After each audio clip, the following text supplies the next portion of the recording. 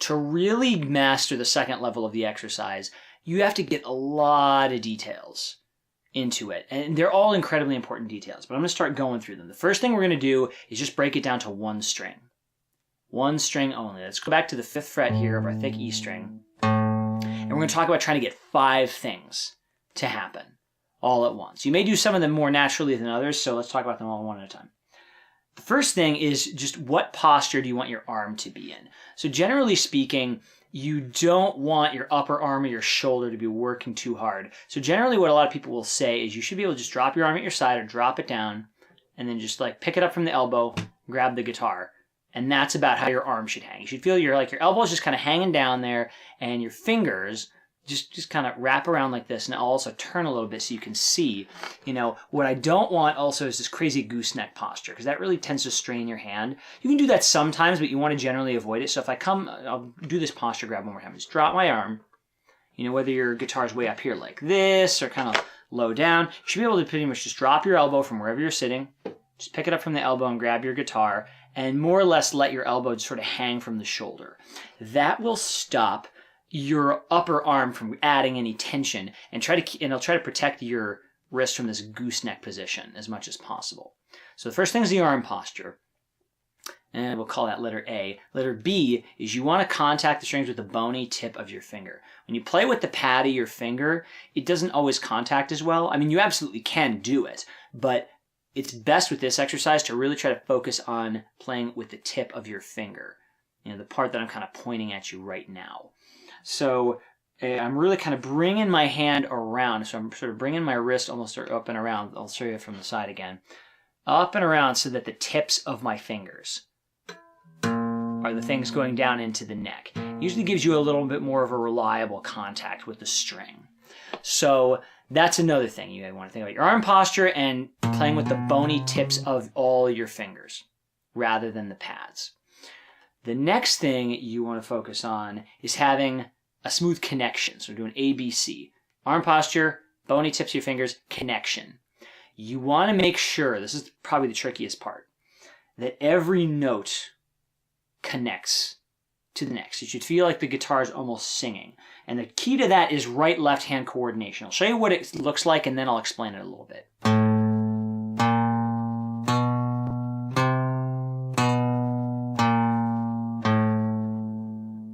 So that's the way I want it to sound. What I get a lot is something more like this. Or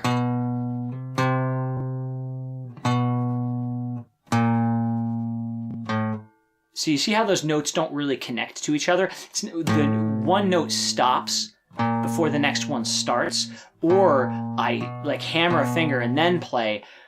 You don't want either the left hand or the right hand to move first.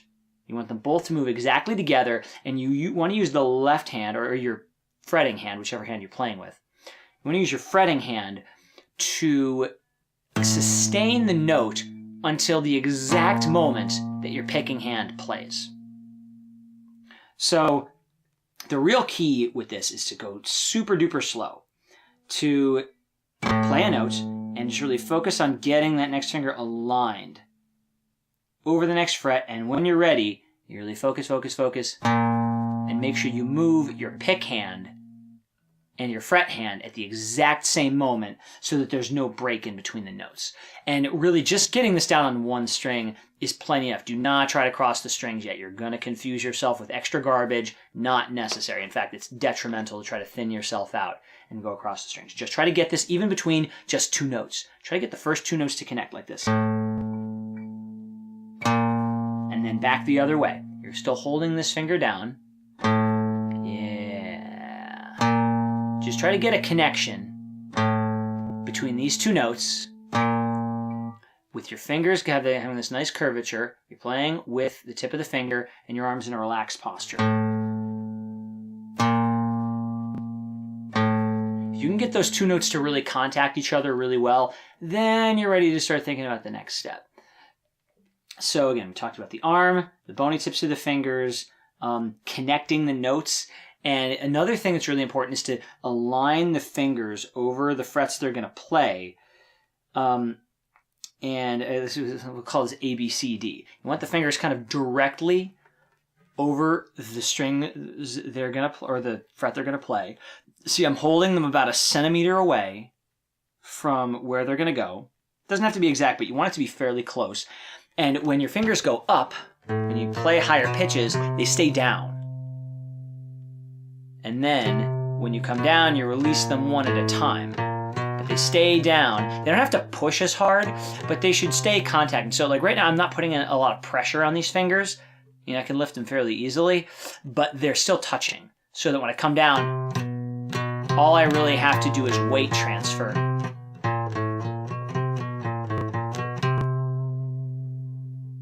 So again, we talked about arm posture, bony tips of the fingers, connecting the notes, having your fingers sit directly, A, B, C, D, directly over the frets. One other really important thing to get in there is to make sure that your fingers are as close to the frets as possible. So you see, this prevents you from having to push too hard to stop from buzzing. If I take this finger right here and I place sort of right at the back of the fret, it buzzes really easily because this string is really not going over the fret. It's sort of barely riding over it, and then it's running into the other frets up here, and that's muting it. Whereas when you get right up to the fret, you push the string sort of right down behind the fret, and it sort of arches the string up over the other frets. And so basically, I can still get a good note playing on the back of the fret, but I have to push much harder, and you can even hear like this very little buzz there. Whereas when you play right up to the fret, not sort of necessarily on the fret, which also gives you a problem because then your finger rides over onto the vibrating part of the string and mutes it. You don't want to be on the fret, you don't want to be on the back of the fret, you want to kind of be almost right in its armpit, you know? So that's a really important thing to try to practice getting every finger as close to sort of the armpit of the fret as you can. That takes a little bit of getting used to, and often your fingers will take a little while to acquire the flexibility to do that. That's okay. Do the best you can, but eventually you are going to find a way to get your fingers. You'll see, I get my fingers very, very close to the frets. I'm pretty good at that at this point, and you will see with time that you will do the same. So that's another thing to work on, and I really want you to work on those, I guess that's 5 things we talked about. The arm posture, the bony tip of the finger, connecting the notes, keeping them directly over the frets they're going to play, holding them as you're coming down, and then also, last of all, making sure you're kind of right in the pocket of the fret there. Trying to get down those, I guess, 5 or 6 things on one string might keep you busy for a couple days or a couple of weeks, even if you practice every day for a half hour or so. Some people, it takes a little while to get this. In fact, most people, it takes a while to get this because these things are very tricky. But I would really try to get all those things happening at the same time before you even think about crossing the strings. When you get those things down, now we're starting to think about string crossings. And there's a whole different set of considerations. So now, what happens is when we get up here, we got a good connection with all the notes. As soon as we hit this pinky, these 3 fingers really actually kind of pop up all together. So you sort of go pop. They all pop up together sort of as a unit, and they all shift over to the next string, and they're hovering over the frets on the next string.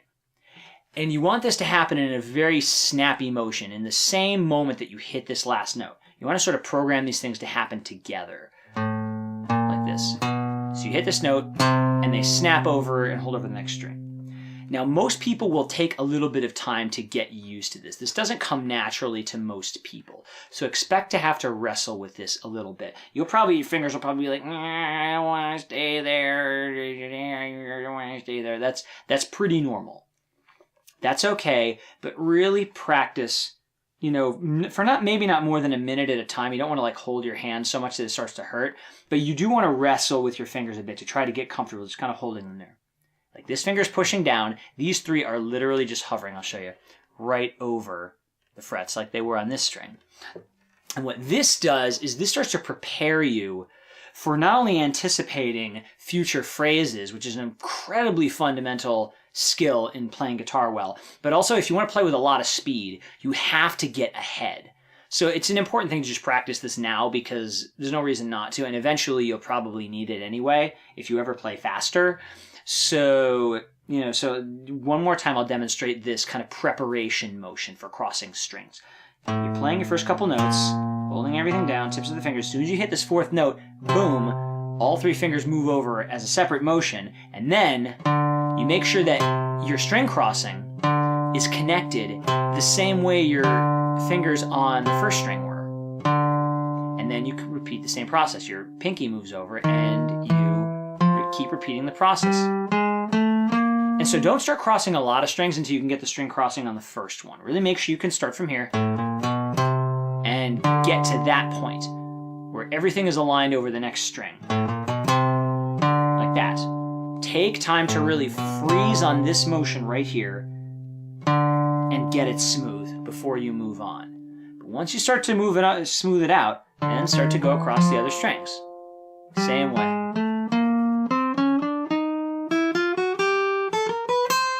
Until you can cross all the strings pretty much at a steady speed. And now 2 notes about crossing the strings. 2 more sort of nuances about hand position.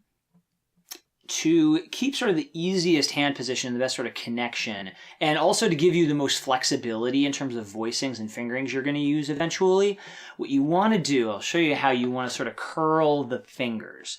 As you're coming, of course, there's a little bit of space here between my palm and the neck.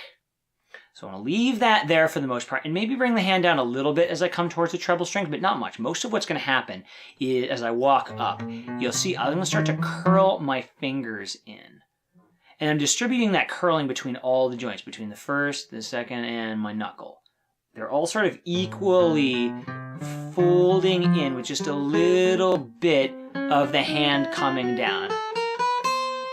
But you see, by the time I get there, my fingers are just a little bit curled like this, and I'm almost on the front of the tip.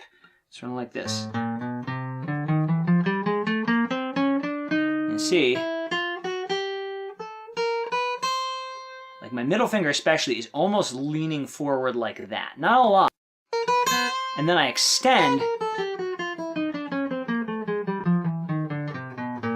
So the motion looks sort of like curling in, extending, curling in, extending. Again, maybe coming down just a little bit from the wrist, but mostly curling, extending to get across the strings. And also what this is going to encourage you to do is to use both sides of your hand to get your strength. You want to be able to not only use your tensors, the tensors on your fingers close your hand. The extensors open the hand. When you play guitar, you actually can use both. Because, if you just close, it's just all this. It's all bar chord. If you just extend, well, it's all like flicking and, But when you extend into the fingerboard, you actually create this motion, which is both closing like this and extending at the same time.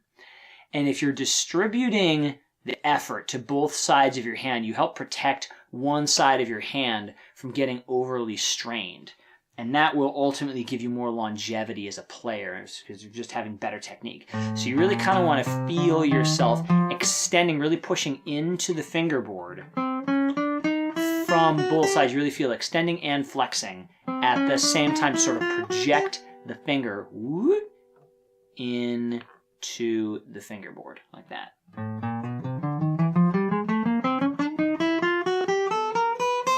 And you're going to do the same thing kind of descending, except at this point you sort of prepare the fingers a little right about there when I hit the fourth finger going down. Or really, what I mean is the first finger. It's really, when you hit this finger, these 3 fingers move over. And then as soon as you play the first finger on a new string, the pointer finger moves over and is ready to go as well. So you have the same kind of preparation, and eventually, you don't have to do it fast, but you should eventually be able to connect everything across all the strings and prepare everything fairly well. It should look about like this.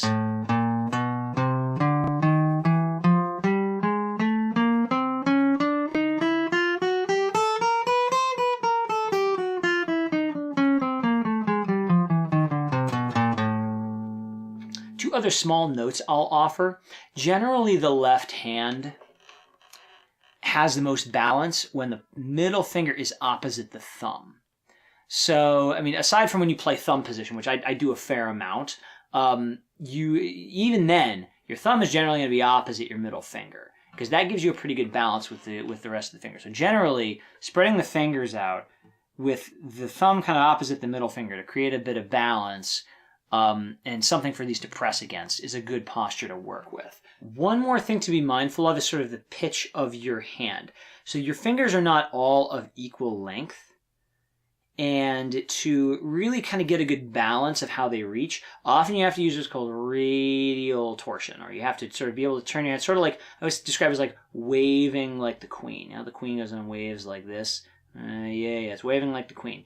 When your hand is like this, you sort of are able to rotate your hand left and right, or kind of counterclockwise and clockwise, I suppose, to help the fingers reach where they need to reach. And usually I find I need to turn a little bit out away from the guitar on this end to get this to reach nicely on the treble strings, but I need to turn a bit in to help the shorter, weaker pinky extend and reach. So I often feel like there's a little bit of this motion going on as well. I feel like I'm turning, I hope you can see a bit. See how my fingers sort of extend a little more this way sometimes? I mean, whereas if I really want to curl in like this, I can meet like that, or I can extend out like that. I'll do both sometimes.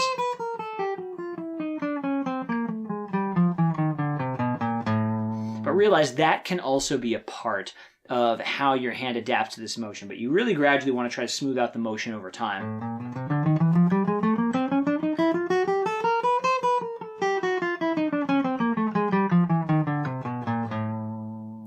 And one last thing I want to talk about is muting. This is not a thing I want to get into a ton here because it's a very complex topic, but generally speaking, with the treble strings especially, it's okay to sort of lean this finger down, the pointer finger especially, so when you're coming down from the treble strings. So these fingers leaning down mute the treble strings above. So it's okay to sort of lean the hand down like this. So I can play a note on this string. You can't really hear the other strings. And again, there's two ways to mute the bass. Well, there's three ways actually. 3 ways to mute the bass strings as you go. Probably the best one, if you can manage it, is as I go up and I move these fingers over to prepare, this finger's still holding, but as soon as I play this note, what this finger actually does is it goes, it keeps touching the string, but it releases the pressure. So it can kind of mute the string. Now the problem is, it can sometimes leave harmonics behind, depending on the fret you're playing on. So if you can sort of move the finger away just the littlest bit,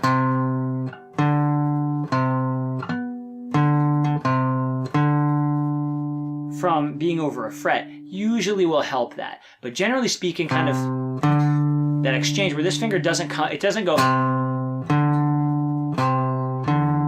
Hear how hear the open E still ringing? It's very easy to pick this finger up and pluck the string again. So what you want to do is, you have to move it back from that fret a little bit. It's a little annoying, but it's not always bad to rehearse that into your scale. So when I cross the string, the finger that last played the string mutes it. Here I gotta do it again. And then it's able to move over. And as you get faster, eventually that motion becomes very quick. You hit it, I mute, and then I move over to the next string almost instantly. I almost just go mute and then move. They'll start to happen very quickly, but you'll have to rehearse that pretty slowly at first. And 2 other ways you can do it are to, again, kind of creep the palm of this hand sort of this way. Gradually, as you play more bass strings, and you get to here, you can kind of bring the palm in. Now, of course, this works better when you're picking. If you're walking your fingers, if that's your preferred method, to a certain degree, you can either plant the thumb, or again, if you're doing rest strokes, if I go, the rest stroke by default mutes the bass string below, which helps. And if you're getting like way up here, if you end up getting an open string, you can kind of either bring the thumb across like this or plant it on that string to mute it. That's also possible. The one other thing you can do is, let's say I hit these 2 strings and they're both vibrating. I can sort of bring the pointer finger out just a little bit. See the tip of my pointer finger on this hand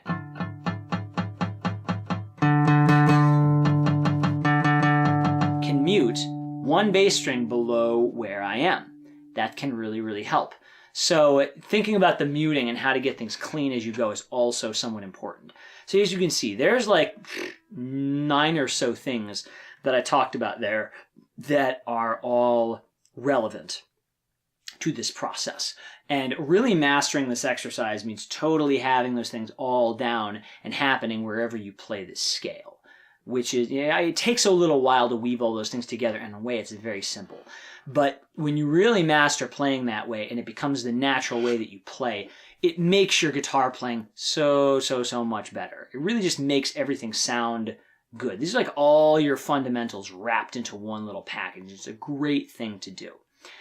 And as you really start to master that, you can start to take it to higher levels and work on other things. 2 expansions on this I'm really into.